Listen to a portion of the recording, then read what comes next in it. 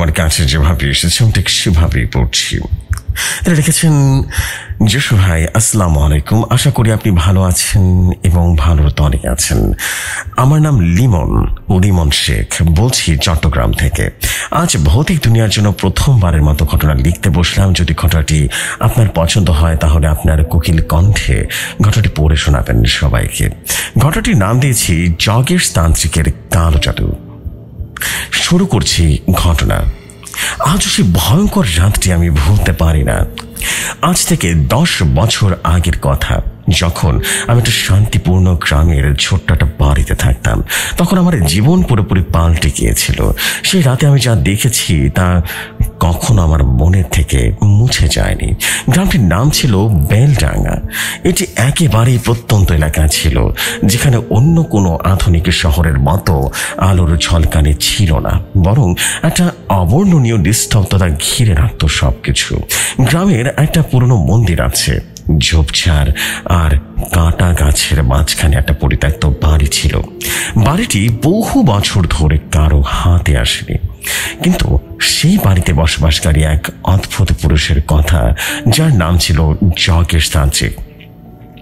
গ্রামের লোকজনের মুখে মুখে বলতো, জগেশ তান্ত্রিকের সম্পর্কে যে ধারণা ছিল তা ছিল ভয়াবহ। তার জাদুর ক্ষমতা ছিল অসীম। তিনি বিশ্বাস করতেন যে শয়তান তার শক্তি বাড়ানোর জন্য মানুষের আত্মা চায়, বিশেষ করে ছোট্ট বাচ্চাদের আত্মা চায়। তার কালো জাদুর মধ্যে ভাসিয়ে তিনি অনেকে ছোট্ট বাচ্চাকে নিয়ে শয়তানের কাছে বলি দিতেন। গ্রামের লোকজন একে ভয় পেয়ে তার নাম উচ্চারণও করত না, তবে তাদের চরম ভয় ছিল যে জগেশ তান্ত্রিক যে কোনো সময় তাদের কাছ থেকে বাচ্চাদের তুলে নিয়ে যাবে। একদিন আমাদের গ্রামের একদল অল্প বয়সী বাচ্চা অদ্ভুতভাবে হারিয়ে গেল। প্রথমে কাউকে কিছু বুঝতে না দিয়ে তারা নিখোঁজ হয়ে যায়। গ্রামের মানুষ আতঙ্কিত হয়ে পড়ে, তবে আমি একমাত্র ব্যক্তি ছিলাম যিনি বাচ্চাগুলোর হারানোর পেছনে অদ্ভুত কোনো ঘটনা লক্ষ্য করেছিলাম। রাতে আমি অদৃশ্য সুরের শব্দ শুনতে পেতাম, যেন কেউ আমাকে ডাকছে, তবে তা ছিল এমন এক ডাক যা পাপ এবং বিপদের সংকেত দিচ্ছিল। এক রাতের কথা, যখন গ্রামটি গভীর নিস্তব্ধতায় নিমজ্জিত ছিল, আমি একলা মন্দিরের পাশে জঙ্গল দিয়ে হাঁটছিলাম। সেখানে আমি দেখতে পেলাম জগেশ তান্ত্রিকের বাড়ির দিকে আলো চলছে। কিছু অদ্ভুত শক্তি আমাকে সেখানে নিয়ে গেল। বাড়ির ভেতরে প্রবেশ করতেই আমি অনুভব করলাম যেন কেউ আমাকে গভীরভাবে পর্যবেক্ষণ করছে। বাড়ির দেয়ালগুলো ছিল ক্রমাগত আর্দ্র, যেন কোনো অশরীরী উপস্থিতি সেখানে অবস্থান করছিল। হঠাৎ বাড়ির এক কোণে আমি একটা পুরনো তান্ত্রিক মন্ত্র পাঠের বই দেখতে পেলাম। বইটি খুলতেই এক অদ্ভুত গন্ধ বের হলো। আমি বুঝতে পারলাম এটা কালো জাদুর ভয়াবহ এক বই। তখন আমি শুনতে পেলাম হালকা হালকা হাসির শব্দ। পেছনে তাকিয়ে যা দেখলাম তা দেখার জন্য আমি প্রস্তুত ছিলাম না। দেখলাম সে ভয়ঙ্কর জগেশ তান্ত্রিক আমার সামনে দাঁড়িয়ে আছে। তার চোখ দুটো ছিল একবারে আগুন জ্বলার মতো লাল, আর মুখে ছিল এক রহস্যময় বিভৎস হাসি। সে গম্ভীর কণ্ঠে, খুব ভারী কণ্ঠে বলল, তুই কি আসলে জানিস তুই কি করতে চাস এখানে? আমি সাহস নিয়ে প্রশ্ন করলাম, তুমি কি এসব ছোট্ট বাচ্চাদের নিয়ে শয়তানের কাছে বলে দিচ্ছ? সত্যি করে বলো। সে একটা হাসি দিয়ে বলল, তারা জানে না আমি তাদের জীবনে কি নিয়ে এসেছি। আমি যা করি তা শয়তানকে সন্তুষ্ট করতেই করি। শয়তান আমাকে অনেক শক্তিশালী করছে। তাদের আত্মা পেতে আমি চিরকাল শক্তিশালী হব, আমি চির অমর হয়ে যাব। এক ঝটকায় জগেশ তান্ত্রিক একটা প্রাচীন পাথরের মূর্তির কাছে গিয়ে অদ্ভুত মন্ত্র পাঠ করা শুরু করলো। আমি বুঝতে পারলাম যে সেটা কলঙ্কিত জাদু রচনা করছে, যাতে কিছু নিরপরাধ বাচ্চাদের জীবন নিয়ে সে ভয়ঙ্কর শক্তি লাভ করবে। ঠিক তখনই আমি স্পষ্ট দেখতে পেলাম মন্দিরের পাশের গাছগুলো শাখা পোশাখা ছড়িয়ে অন্ধকারে ঢেকে যাচ্ছে, আর বাতাসে এক অদ্ভুত করে গন্ধ ভেসে আসছে। আমি বুঝতে পারলাম যে এই মন্দিরের মধ্যে কিছু ভয়ঙ্কর শক্তি আবদ্ধ হয়ে রয়েছে। এগুলো ছিল মন্ত্র জাদুর শক্তি। পরবর্তী মুহূর্তে আমি এক ভয়ঙ্কর দৃশ্য দেখলাম। বাচ্চাগুলি যারা কিছুদিন আগে নিখোঁজ হয়েছিল, তারা একটা অদ্ভুত সুরে গাইতে গাইতে এসে দাঁড়ালো। তাদের চোখে খুনে খুনে মনোভাব, যেন তাদের উপরে কোনো অশরীরী শক্তি অধিকার প্রতিষ্ঠিত করেছে। আর তারপরে আমি যজ্ঞেশ তান্ত্রিকের আসল উদ্দেশ্য জানলাম। সে এসব বাচ্চাদের আত্মা শয়তানের হাতে দিতে চেয়েছিল, যেন সেই আত্মাগুলোর মাধ্যমে শক্তি সঞ্চার করতে পারে। তখন আমি বুঝতে পারলাম যে আমি এখানে একমাত্র ব্যক্তি যাকে এসব থামাতে হবে। আমি তান্ত্রিকের সামনে গিয়ে বললাম, তুমি আর কোনো নিষ্পাপ বাচ্চাকে এভাবে নির্যাতন করতে পারবে না। তোমার শক্তি শেষ হয়ে যাবে। তবে সেই মুহূর্তে অদ্ভুত এক ঘটনা ঘটলো। তার চারপাশে কালো মেঘ যেন জমতে শুরু করলো, আর আমি নিজেকে এক ভয়ঙ্কর শক্তির মধ্যে আবদ্ধ হতে দেখতে পেলাম। তখনই আমি শেষ মুহূর্তে এক প্রাচীন মন্ত্রের সাহায্য নিয়ে সেই কালো জাদু থেকে মুক্তি পেলাম এবং বাচ্চাদের রক্ষা করতে সক্ষম হলাম। এটাই ছিল সেই রাত, সেই কালো রাত। এরপর ঘটনাটি অনেক ভীতিকর হয়ে উঠেছিল। আমি যখন যজ্ঞেশ তান্ত্রিকের কালো জাদু থেকে বাচ্চাদের মুক্ত করেছিলাম, তখন আমার মনে হয়েছিল যে শেষ হয়ে গেছে সবকিছু, কিন্তু আমি জানতাম না তার পরিণতি আরো ভয়ঙ্কর হতে চলেছে। আমি যখন বাচ্চাদের উদ্ধার করে মন্দির থেকে বের হচ্ছি, তখন এক অদ্ভুত শক্তি আমার পেছনে চলতে থাকলো। মন্দিরের দরজা বন্ধ হয়ে গেল, যেন কিছুটা একটা মধ্যে আমি যেন আটকা পড়ে গেছি। গাঢ় অন্ধকার, সে ভয়ঙ্কর হাসির আওয়াজ আবারও ভেসে এলো। আমি থমকে দাঁড়িয়ে শুনতে লাগলাম। সে বলল, তুমি কি মনে করেছিলে তুমি আমাকে পরাজিত করতে পারবে? তোমার মুক্তির কোনো মানে নেই, কারণ আমি চিরকাল তোমার সাথে আছি। এক মুহূর্তের মধ্যে আমি বুঝতে পারলাম যজ্ঞেশ তান্ত্রিকের কালো জাদু কোনোভাবেই শেষ হয়নি। সে তার শক্তি হারায়নি, বরং শক্তিশালী হয়ে উঠেছিল। তার কালো জাদুর শক্তি সারা গ্রামে ছড়িয়ে পড়েছে এবং এখন সে শুধু বাচ্চাদেরই নয়, সবার আত্মার শিকার করতে যাচ্ছিল। তার জাদু আর মন্ত্র এখন আরো ভয়ঙ্কর হয়ে উঠেছিল, কারণ শয়তান তাকে এক নতুন ক্ষমতা দিয়েছে, এক অদৃশ্য শক্তির মাধ্যমে, যা তাকে সর্বত্র অনুসরণ করতে সহায়তা করছিল। গ্রামবাসীরা জানতো না তারা তাদের সোনালী দিনের শেষ দেখছে। প্রতিটি রাতের অন্ধকার যেন আরো ঘন হতে শুরু করলো, আর আমি একমাত্র ব্যক্তি ছিলাম যে জানতাম যজ্ঞেশ তান্ত্রিকের প্রকৃত উদ্দেশ্য। আমি বাচ্চাদের উদ্ধার করে ঘরে ফিরতে পারলেও যজ্ঞেশ তান্ত্রিক আমাদের পেছনে ছিল, যেন সে আমার আত্মাকে চিরকাল ধরে রাখতে চায়। দুদিন পর গ্রামের কিছু বাচ্চা আবারও নিখোঁজ হয়ে শুরু করলো।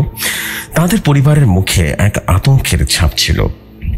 এবার আমি বুঝতে পারলাম আমি একা কিছু করতে পারবো না। আমি মন্দিরের সেই বইটি আবারও চোখে দিলাম, যাতে কোনো রহস্যময় মন্ত্র বা শক্তি পাওয়া যায়, বা যা যজ্ঞেশ তান্ত্রিককে চিরতরে পরাজিত করতে পারে। বইটির মাঝে এক বিশেষ মন্ত্র সন্ধান পেলাম, যা তার শক্তিকে নষ্ট করতে পারবে। তবে সেই মন্ত্র উচ্চারণ করতে হলে আমাকে মন্দিরের মূল স্থানে গিয়ে এক বিশেষ রীতি পালন করতে হবে। এটা ছিল জীবনের সবচাইতে কঠিন পরীক্ষা। কেবলমাত্র সত্যিকারের আত্মচিৎকার এবং সাহস দিয়ে এই মন্ত্রটি উচ্চারণ করা সম্ভব ছিল। তবে সে রাতে যখন আমি মন্দিরে ফিরে গেলাম, আমি বুঝলাম যে এটি আর সহজ হবে না। মন্দিরের ভেতরে এমন এক শূন্যতা ছড়িয়ে পড়েছিল, যা বলেছিল তুমি আর ফিরে যাবে না। প্রথমবারের মতো আমি নিজেকে এক অদ্ভুত শক্তির মধ্যে আটকে যেতে দেখলাম। আমার চারপাশে বাতাস যেন ভারী হয়ে উঠল, যেন কোনো এক অশরীরী হুঙ্কার আছড়ে পড়ছে। আমি বুঝতে পারলাম যজ্ঞেশ তান্ত্রিকের অস্তিত্ব আমাকে ছুঁয়ে গেছে। সে আমার মধ্যে ঢুকে পড়তে চায়। তবে আমি হাল ছাড়লাম না। সে ভয়ঙ্কর অন্ধকার ছায়াটি এবং সে মন্ত্রটি আমি যেন উচ্চারণ করলাম। একটি বিস্ফোরণের মতো শব্দ চারিদিকে যেন ছড়িয়ে পড়ল। আমার মনে হচ্ছিল পৃথিবীর আকাশ যেন এক হয়ে যাচ্ছে। সমস্ত জাদু এবং শক্তি আমার কাছে ফিরে আসছিল। আমার কণ্ঠে সে মন্ত্র উচ্চারণ করা মাত্রই এক ভয়ঙ্কর কালো মেঘ গঠন হয়ে মন্দিরের মধ্যে ছড়িয়ে পড়ল। যজ্ঞেশ তান্ত্রিকের হাসির আওয়াজ আর শোনা গেল না। কালো মেঘটা মুহূর্তের মধ্যে বিলীন হয়ে গেল। তার কালো শক্তির সমস্ত প্রভাব যেন ছিন্ন হয়ে গেল এবং আমি অনুভব করলাম সে আর নেই। গ্রামের অন্ধকার দূর হয়ে গিয়েছিল, কিন্তু এই বিচার পরেও আমি জানি এমন কালো জাদু কখনোই শেষ হয় না। এর প্রতিশোধ আসতে পারে। এই ভয়াবহতা কখনো পুরোপুরি মুছে যাবে না, কারণ পৃথিবীতে এমন অনেক অদৃশ্য শক্তি রয়েছে যা আমরা শুধু কল্পনা করতে পারি। গ্রামবাসীরা আস্তে আস্তে জানলো আমি কিভাবে তাদের রক্ষা করলাম। যদিও যোগেশ তান্ত্রিক আর তাদের কাছে ফিরে আসেনি, কিন্তু গ্রামের এক অদ্ভুত অনুভূতি ছিল, এক ধরনের শূন্যতা যা কখনো দূর হতে চায় না। আজও সেই রাতের কথা মনে পড়ে, যখন আমি বুঝেছিলাম যে কারো সাথে কখনো পুরোপুরি হারিয়ে যায় না, এটি শুধুমাত্র এক আকার থেকে আরেক আকারে ফিরে আসে। সাহসিকতার মুখোমুখি হতে একদিন জয় হবই। গ্রামের মানুষজন আবারও নিজেদের বাড়ি ফিরে যেতে শুরু করলো, তবে অদ্ভুত শূন্যতা তাদের মধ্যে ঘিরে ধরলো। তাদের চোখে সে পুরনো ভয় ছিল, যেন অশরীরী শক্তি তাদের সাথে ছিল। তারা জানতো সে ভয়ঙ্কর কালো জাদু হয়তো আবারও ফিরে আসতে পারে। আমি নিজেও একদম সন্ন্যাসী হয়ে গেছিলাম তখন। এই অভিজ্ঞতার পর আমি আগের মতো আর ছিলাম না। একদিকে আমি আনন্দিত ছিলাম যে আমি গ্রামের বাচ্চাদের রক্ষা করতে পেরেছি, অন্যদিকে সেই কালো জাদুর শক্তির অনুভূতি আর আমার মনে অদৃশ্য এক শঙ্কা তৈরি হয়ে গেছিল। একদিন গভীর রাতে আমি ঘুম থেকে উঠে শুনলাম কি অদ্ভুত শব্দ, গাছের শাখায় শঙ্খধ্বনি, যার ছায়া যেন গুমড়ে গুমড়ে হাঁটছে। কোথাও ভেবেছিলাম হয়তো আমি একা থাকার কারণে মনোসংযোগের সমস্যা হচ্ছে, কিন্তু কিছুক্ষণ পর সেই শব্দ আরো স্পষ্ট হতে শুরু করলো। আমি জানতাম এটা ছিল সেই কালো শক্তির পুনঃ অবতরণ। এ সময় আমার মনে এক নতুন অনুভূতি জাগ্রত হলো। আমি আবার সেই পুরনো তান্ত্রিক বইটা খুললাম, তবে এবার এটা আমার মনে হয়নি যে এটি ভয়ঙ্কর রহস্য তৈরি করছিল। বইয়ের পাতায় আমি এমন কিছু দেখলাম যা আমি চিন্তাও করতে পারছিলাম না। বইটিতে লেখা ছিল যে তান্ত্রিক শয়তানকে চ্যালেঞ্জ করবে, সে তাকে পরাজিত করতে পারবে, কিন্তু যদি তার আত্মা অশুদ্ধ থাকে তাহলে সেই শক্তি চিরকাল তাকে অনুসরণ করবে। এই কথাগুলো আমার কাছে যেন কোনো এক অদৃশ্য সতর্কতা বার্তা ছিল। আমি অনুভব করলাম যোগেশ তান্ত্রিকের পরাজয়ের পর তার শক্তি কেবল আমাকে তাড়া করতে থাকবে। আমি নিজেও তার চাদর কবলে পড়ে গেছি, কারণ আমি কখনোই সত্যিকার ভাবে আমার আত্মাকে পরিশুদ্ধ করতে পারিনি। পরবর্তী কিছুদিন আমি ঘন ঘন আতঙ্কগ্রস্ত হলাম। আমি এক এক করে দেখতে পেলাম কিছু বাচ্চা আবারও নিখোঁজ হচ্ছে। তারা কি আগের মতো করে শক্তির মধ্যে চলে যাচ্ছে আমি জানতাম না, কিন্তু একদিন আমি বুঝতে পারলাম যে কেউ যোগেশ তান্ত্রিক কালো জাদু থেকে পরিত্রাণ পেতে চায়। তাকে তার নিজস্ব অতীতের পাপ, ভুল এবং অশুদ্ধতাকে পরিশুদ্ধ করতে চায়। তখন আমি সিদ্ধান্ত নিলাম যে আমি শেষবারের মতো তার শক্তি চিরতরে মুছে দিতে চাই। তাহলে আমাকে একটা বিশেষ পরিশুদ্ধিকরণ প্রক্রিয়া করতে হবে। আমি এক পুরনো সাধুর সাহায্য নিয়ে তান্ত্রিকভাবে এক কঠিন যজ্ঞের প্রস্তুতি নিলাম। এই যজ্ঞটি শুধু আমার আত্মাকে পরিশুদ্ধ করার জন্য নয়, সে কালো জাদুর শক্তির মোকাবেলা করার জন্য ছিল। যজ্ঞের সময় আমি জানতাম যে একমাত্র এই প্রক্রিয়া সফল হলে আমি আমার জীবন এবং গ্রামের নিরাপত্তা নিশ্চিত করতে পারবো। তবে যজ্ঞের মাঝে এক অদ্ভুত শক্তি অনুভব করলাম, এমনকি আমি জানতাম না কিভাবে, কিন্তু সেই অদৃশ্য শক্তি আবারও ফিরে এসেছিল। সেই শক্তি যেন আমাকে ঘিরে ফেলেছিল। তবে এইবার আমি বুঝলাম এটা আর ভয় নয়, এটা ছিল আত্মবিশ্বাসের পরীক্ষা। যজ্ঞের সময় আমি প্রার্থনা করতে শুরু করলাম সততা, সাহস এবং পরিশুদ্ধির জন্য। হঠাৎ আমি অনুভব করলাম পৃথিবী এবং আকাশ যেন এক হয়ে গেছে। সেই অশরীরী শক্তি পুরনো শক্তির সাথে মিলিত হয়ে এক বিশাল তরঙ্গ তৈরি করলো। মন্দিরের চারপাশে কালো মেঘ জমতে শুরু করলো। এক মুহূর্তে পুরো পৃথিবীতে যেন স্তব্ধ হয়ে গেল। পরে আমি যখন চোখ খুললাম সবকিছু স্বাভাবিক হয়ে গেল। আমি বুঝতে পারলাম এই যজ্ঞের মাধ্যমে আমি যোগেশ তান্ত্রিকের সমস্ত শক্তিকে একদম ধ্বংস করতে পেরেছি। তার কালো শক্তি আর কোনো দিন আমাকে তাড়া করতে পারবে না। গ্রামবাসীরা দীর্ঘশ্বাস ফেললো, একটা স্বস্তির নিঃশ্বাস ফেললো। তবে আমি জানতাম এই অভিজ্ঞতা আমাকে সারা জীবন তাড়া করবে। কালো জাদুর শক্তি যতটুকু ভয় ছিল তার চিরকাল আমার মধ্যে রয়ে যাবে, কারণ আমি জানি কিছু শক্তি মানুষের মধ্য থেকে কখনো হারিয়ে যায় না, কখনোই না। এভাবে সেই ভয়ঙ্কর যাত্রা শেষ হয়ে গেল। এই ছিল ঘটনা জেফস ভাই। যদি ঘটনাটি ভালো লাগে তবে আপনি আপনার মতো করে পড়ে শোনাবেন। আমি লিমন বলছিলাম চট্টগ্রাম থেকে।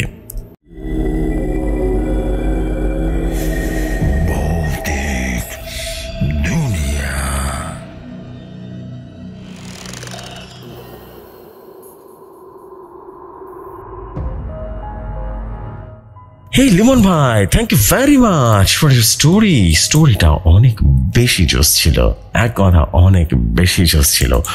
ওয়াও, আপনার এই স্টোরিটা ভাই আমার অনেকদিন মনে থাকবে। যোগেশ তান্ত্রিকের ভয়ঙ্কর ঘটনা সত্যি অদ্ভুত ছিল।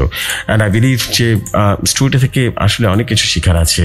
ধীরে ধীরে এই স্টোরিটা ডার্ক হয়েছিল, খুব সুন্দর ছিল ভাই।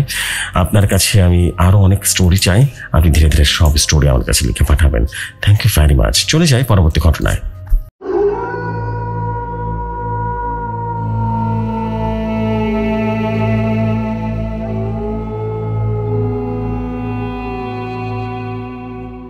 ঘটনা আমার কাছে যেভাবে এসেছে আমি ঠিক সেভাবে পড়ছি। তিনি লিখেছেন, আসসালামু আলাইকুম জসু ভাই, আশা করি ভালো আছেন এবং ভালোর দলে আছেন। আমি ফিরোজ খান আজ নতুন একটি ঘটনা কালেক্ট করে নিয়ে এসেছি। আশা করছি আজকের ঘটনাটি আপনার কাছে ভালো লাগবে, আপনি পড়ে শোনাবেন। বাই দ্য ওয়ে জসু ভাই, ঘটনা শুরু করবার আগে বলতে চাই ইসমাইল জিনের নতুন একটি ঘটনা লিখে পাঠিয়েছি এবং ইনশাআল্লাহ পুরো ঘটনাটা এক পর্বে শেয়ার করতে না পারলেও 2 পর্বে শেয়ার করব, তাই যত দ্রুত সম্ভব ঘটনাটি শেয়ার করার অনুরোধ রইল। চলে যাই সরাসরি আজকের ঘটনায়। আমি জানি অনেকেই মনে করে ভূত প্রেত বা অদ্ভুত কিছু ঘটনা কথায় বিশ্বাস করা উচিত নয়, কিন্তু আমি আপনাদের কাছে যেটা শেয়ার করতে যাচ্ছি সেটা বিশ্বাস করতে হলে আমি দোষী হব না।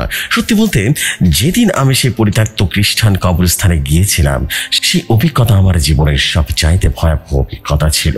আমি নিশ্চিত যারা সেখানে গিয়ে কিছুটা সময় কাটাবে তারা কখনোই ভুলবে না। ঘটনাটি ঘটেছিল আমার এক বন্ধুর সাথে। সে ছিল খুব সাহসী।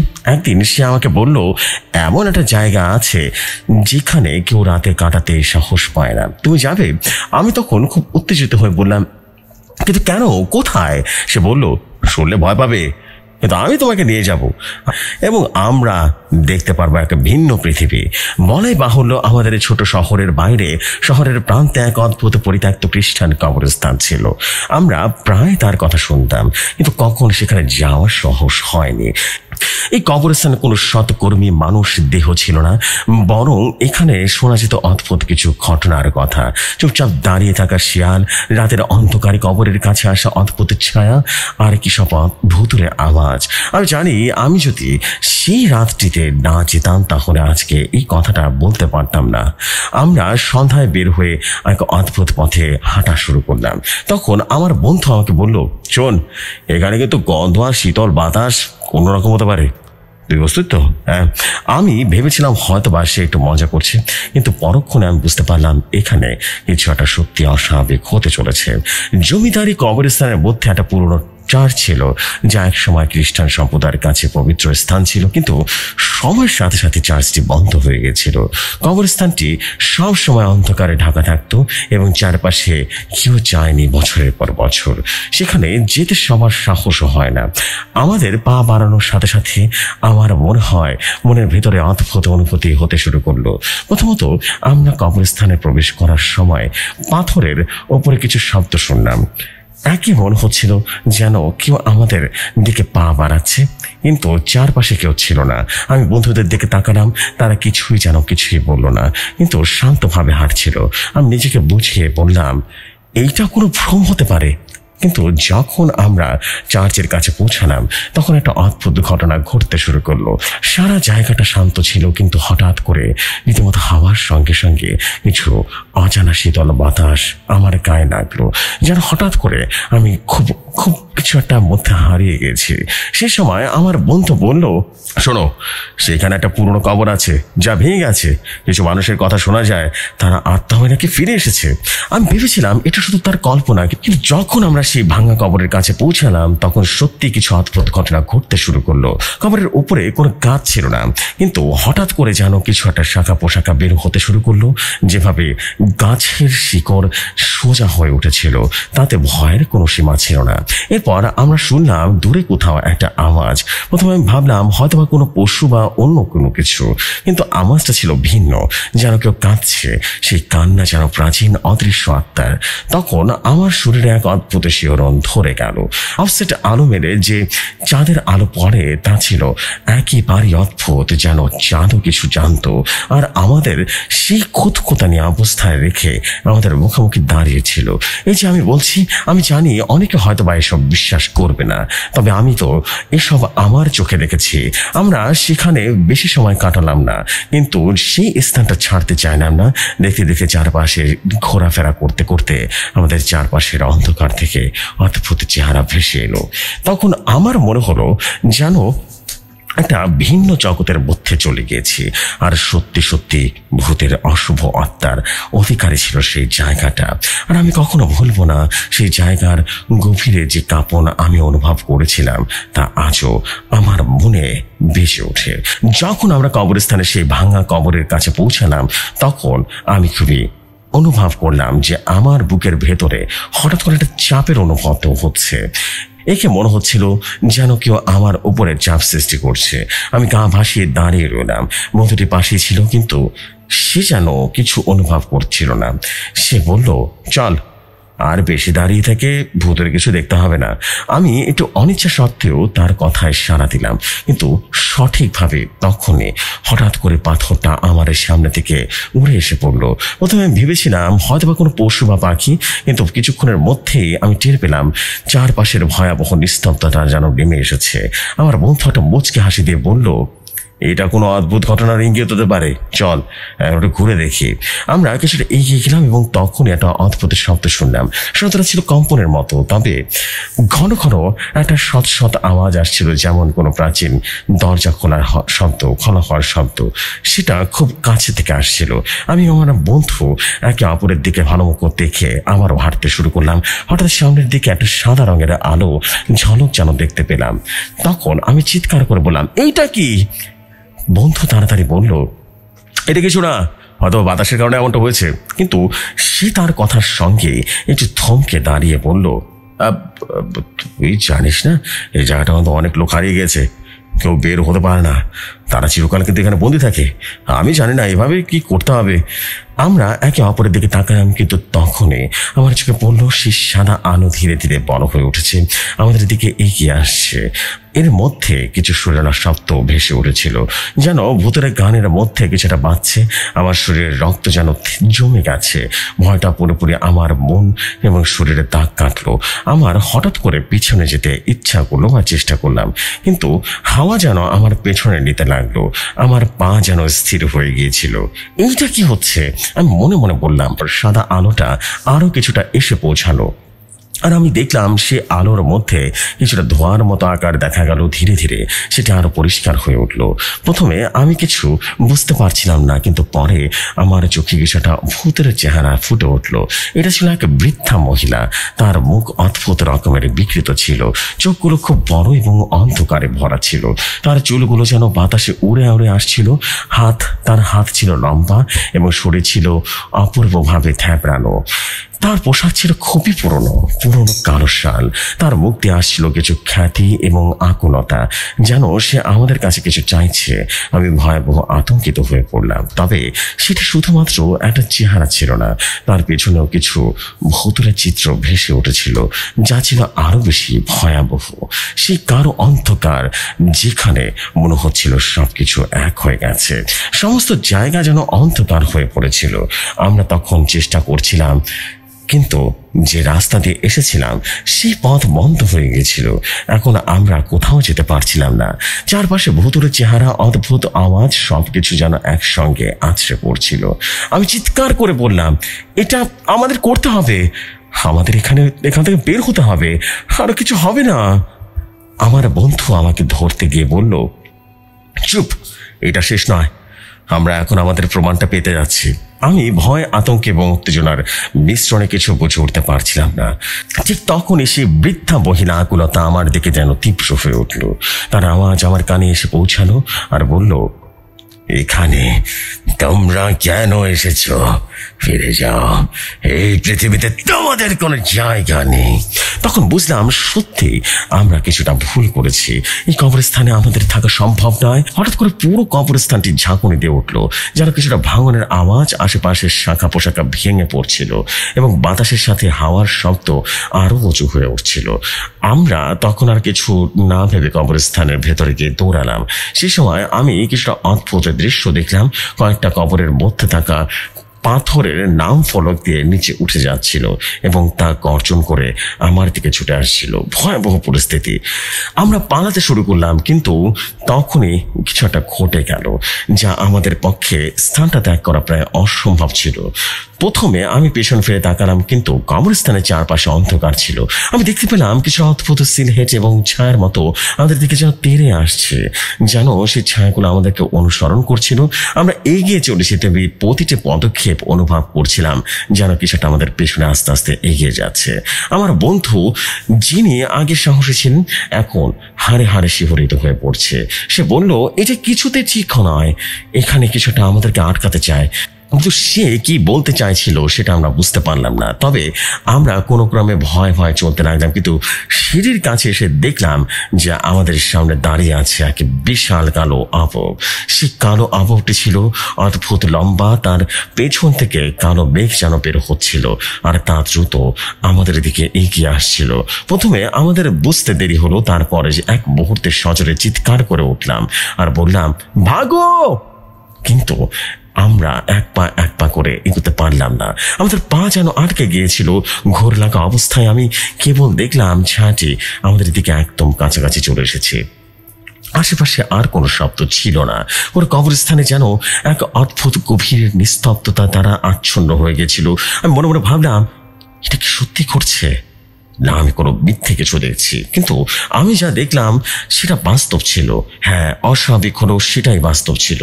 কিছুক্ষণ পর সে কালো আবহটি আমাদের দিকে এগিয়ে এসে একবারে চোখের সামনে থেকে উধাও হয়ে গেল। তার ঠিক পরপরই কবরস্থানের শিলাগুলো আবারও নড়তে শুরু করলো, যেন কোনো এক অদৃশ্য শক্তি সবকিছু নিয়ন্ত্রণ করছিল। কবরস্থানে থাকা সব কবরের পাথরের নাম ফলক গোড়াতে শুরু করলো, আর প্রতিটি নাম ফলক আমাদের দিকে যেন ছুঁড়ে ছুঁড়ে আসছিল। অবস্থা তখন এমন হয়ে দাঁড়ালো যে আমরা দ্রুত পালানোর চেষ্টা করলেও কবরস্থানের পথ বন্ধ হয়ে যাচ্ছিল। আমার বন্ধু হঠাৎ করে বলল, ওরা আমাদের চলে যেতে দিতে চায় না। তার চোখে আতঙ্কের ছাপ স্পষ্ট ছিল, যেন তার মনের মধ্যে কিছু ভীষণ অস্বস্তিকর চিন্তা ঢুকে পড়েছে।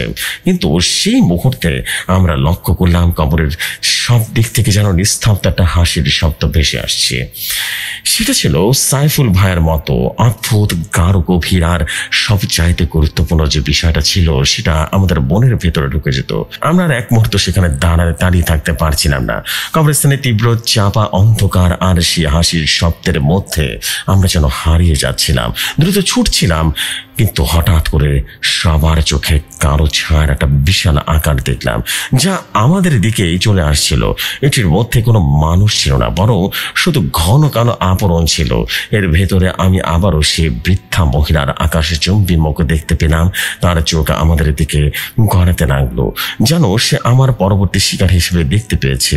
ততক্ষণে আমার পেছনে তাকালাম না, কেবল দ্রুত গতিতে ছুটতে লাগলাম।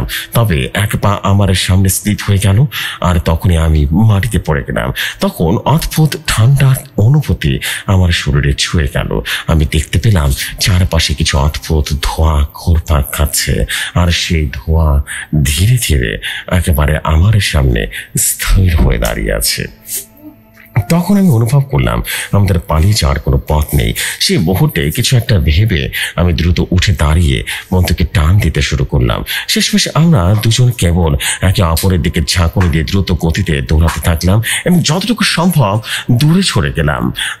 অবশেষে আমাদের পায়ের নিচের রাস্তাটা পেয়ে আমরা বের হয়ে এলাম, কিন্তু পুরো কবরস্থানটি আমাদের পেছনে গাঢ় অন্ধকার হয়ে গেল।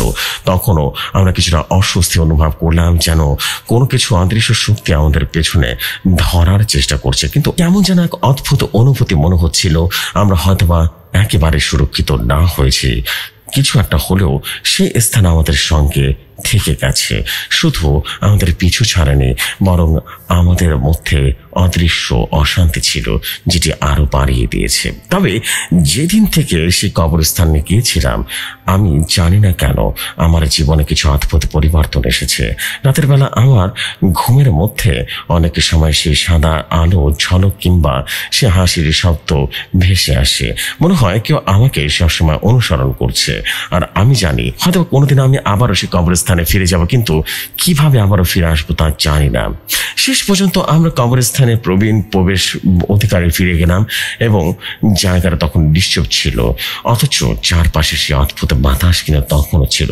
কবরস্থানের সবকিছু যেন স্থির হয়ে গিয়েছিল, কিন্তু কিছু একটা ছিল যা আমাদেরকে আতঙ্কিত করে তুলছিল। হঠাৎ করে অন্ধকার থেকে একটা অদ্ভুত শক্তিশালী হাওয়া আসলো এবং আমি অনুভব করলাম কিছু একটা অনুপ্রবেশ করছে আমাদের শরীরে, এক ধরনের অদৃশ্য শক্তি। আর আমি আমার বন্ধু একে অপরের দিকে আঁকড়ে ধরে বসে রইলাম। আমরা জানতাম কবরস্থানের সেই রহস্য কখনো শেষ হবে না। আমরা যখনই পালাতে চেষ্টা করি না কেন সেই স্থানে আবারও ফিরে আসবো। আমাদের মধ্যে এক ধরনের বোঝাপড়া তৈরি হয়েছে। এটা শুধু এক ভৌতিক ঘটনা ছিল না, বরং কিছুটা অন্যরকম গভীর এবং ভয়ের চেয়েও আরো ভয়াবহ ছিল। তবে সেই মুহূর্তে আমি টের পেলাম কিছু একটা বাতাসের মধ্যে ভেসে আসা অদ্ভুত হাসির শব্দটি যেন থেমে গিয়েছিল, আর চারপাশে কোনো অদৃশ্য শক্তি যেন স্তব্ধ হয়ে দাঁড়িয়েছিল। যে তখন কবরস্থানের মধ্যে থাকা ধোঁয়া আবারও জায়গায় যেন মিলিত হতে শুরু করলো। ধোঁয়ার মধ্যে আবারও সে আলো দেখতে পেলাম, আর এইবার সে শুধু একটানা সাদা আলো না, বরং সে আলোটির মধ্যে দেখা গেল একটা পরিচিত মুখ। আমাদের চিৎকার করে উঠল। সেটা ছিল আমাদের পাশের গ্রামের আত্মীয়ের মুখ, যে কয়েক বছর আগে রহস্যজনকভাবে নিখোঁজ হয়েছিল। সে মুখ যেটি সবসময় হাসছিল, আমাদের দিকে তাকিয়েছিল, চোখ দুটো যেন ছিল নিঃসীম কষ্ট এবং পিশাচের মধ্যে আটকে পড়েছিল। আমি তাকে চিনতে পারলাম না, কিন্তু সে হাসির শব্দ আবারও ফিরে এলো, এক গভীর হাসি। আমাদের আত্ম ছিল কিনা জানি না, তবে সেটা আর বুঝতে পারলাম না। তার চোখের দিকে তাকিয়ে আমার মনে হলো এটা শুধু আত্মা নয়, সে স্থানে যেখানে যারা মারা গিয়েছিল তারা এমন এক পৃথিবী থেকে কখনো চলা যায় না, তারা চিরকাল সেই জায়গায় বন্দী থাকে। আমরা কেবল একে অপরের দিকে দেখলাম। আজকের পর আমরা সে পুরনো আত্মীয়কে ভুলে যেতে পারবো না। তার শীর্ণ বিকৃত হাসি আর চোখের মধ্যে সে অন্ধকার দৃষ্টি ছিল, সেটা আমাদের মধ্যে চিরকাল গেঁথে গিয়েছিল। তারপর এক অবিশ্বাস্য দৃশ্য ঘটল। সেই অবস্থানের মধ্যে সাদা আলোর মধ্যে আরেকটি প্রাণী পেরিয়ে এলো। এটা ছিল এক অভিশপ্ত প্রাণী, যা আসলে কোনো সময় ভূতের মতো আত্মা নয়, এবং সে সকল লোকের আত্মা যারা এখনকার কবরস্থানে শায়িত ছিল, এবং তাদের রাগ এবং অতৃপ্ত আত্মা এখনো জেগে বসেছিল। ঠিক তখনই আমি উপলব্ধি করলাম আমাদের পালানোর আর কোনো জায়গা নেই। সে আত্মা তার অধিকারিত ভূতরা আমাদেরকে ঘিরে ফিরেছে। আমরা কিছুতেই বের হতে পারবো না। তবুও অদ্ভুত অভ্যন্তরীণ শক্তি থেকে আমরা বুঝতে পারলাম এই কবরস্থানে কিছুটা সত্য ছিল যা অজানা। যা তারা বন্দী হয়েছে তাদের কাহিনী ভয়াবহ ছিল। তারা আর কখনো ফিরে আসবে না, তাদের সঙ্গী হয়ে থাকতে হবে পৃথিবীতে চিরকাল। আমি আমার বন্ধু হঠাৎ খেয়াল করলাম আমাদের সামনে সেই কবরস্থানের দরজাটা মুহূর্তে খুলে গেল, কিন্তু আমরা জানতাম সেই দরজা কখনো আমাদের মুক্তি দেবে না। আমরা বেরোলে আর কিছুই বাকি থাকবে না। কবরস্থানে আবারও ফিরে আসতে হবে, যেন এক গোলক ধাঁধার ভেতরে পৌঁছে গেলাম আমরা। অতঃপর আমরা পথ চলা এক নতুন ভৌতিক ঘটনার দিকে এগিয়ে গেলাম, এবং অমীমাংসিত অজানা ভয়। আমরা জানতাম চিরকাল আমরা এভাবে ছেড়ে যাব না। আমাদের মধ্যে এক অন্ধকার সুরত মৃত্যু যা কখনো শেষ হবে না। এই ছিল ঘটনা। জেফরি ভাই, ভালো লাগলে পড়ে শোনাবেন। এটি আমার লেখা নতুন কোনো ঘটনা। ঘটনাটি একদম আমার নিজের লেখা ঘটনা। যদি ভালো লাগে তবে অবশ্যই পড়ে শোনাবেন।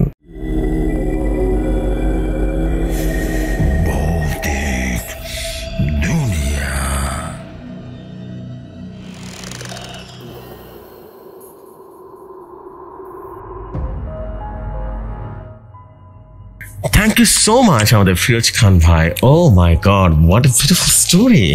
Oh my God, this is absolutely super beautiful story, and I believe যে আপনাদের সবার কাছে স্টোরিটা অনেক বেশি ভালো লেগেছে। And আপনাদের কাছে ভালো লাগলে মূলত কষ্টটা সার্থক হয়ে যাবে, বিকজ স্টোরিটা আমাদের ফিরোজ ভাই লিখেছেন। স্মাইল জিনের লেখক ফিরোজ ভাই যখন কোন ঘটনা দেখেন তখন কিন্তু সেটা বেশি জোস হয়ে যায়। আজকেও কিন্তু অনেক বেশি একটা জোস হয়ে গেছে, স্টোরিটা বোঝা যাচ্ছে। আর আজকের এপিসোডটা আমি আগে বলেছিলাম যে আজকের এপিসোডটা বেশি বড় হবে না, আজকে একটা ছোট এপিসোড করছি, বাট হ্যাঁ আগামীকাল বেশ বড় একটা এপিসোড থাকবে আপনাদের জন্য ইনশাল্লাহ।